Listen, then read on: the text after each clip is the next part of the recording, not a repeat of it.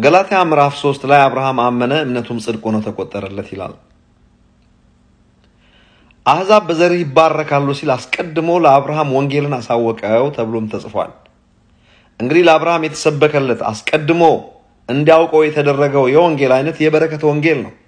ምክንያቱም አሕዛብ በዘርህ ይባረካሉ የሚል ወንጌል ነው ለአብርሃም የተሰበከው። ከእምነት የሆኑት ካመነው ከአብርሃም ጋር ደግሞ አብሮ ይባረካሉ ተብሎ ተጽፏል። ያመነው እኛ ነን።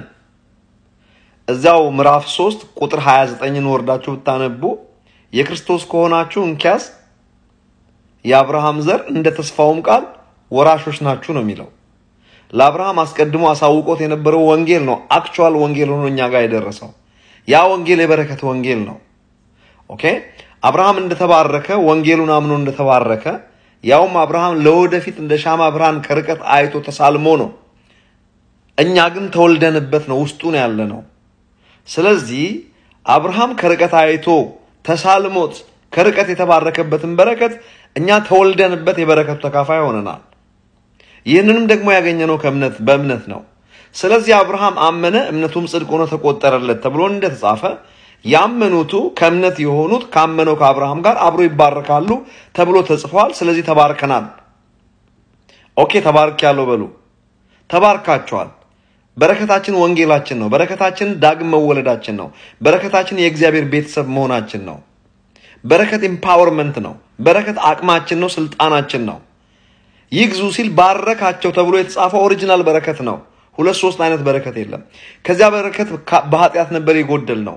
አሁን በጽድቅ ተመልሰናል ወደዛው በረከት። ሌላ አዲስ በረከት አልመጣም። ኦኬ እንግዲህ አብርሃም ከርቀት አይቶ ተሳልሞ በወንጌል እንዳመነና እንደተባረከ እኛም ደግሞ ተወልደንበት ተባርከናል። አሁን የተባረከ ሰው እንዴት ነው የሚያስበው ነው? በረከትስ ምንድነው? ምንድነው የሚያደርግልን? የእግዚአብሔር በረከት ባለጠጋ ታደርጋለች ይላል መጽሐፍ ቅዱስ።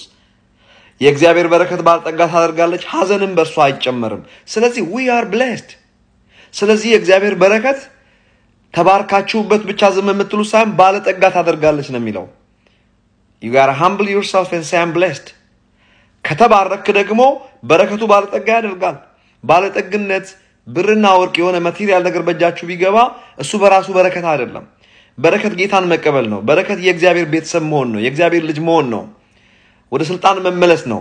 ነገር ግን የተባረከ ይላል መጽሐፍ ቅዱስ የእግዚአብሔር በረከት ባለጠጋ ታደርጋለች፣ ሐዘንም በሱ አይጨመርም። አዩ ብለስድ ዛሬ ተባረክ ያለው ለማለት ጌታ ኢየሱስን አምኖ መቀበል ብቻ ነው። እርሱም ወንጌላችን ነው።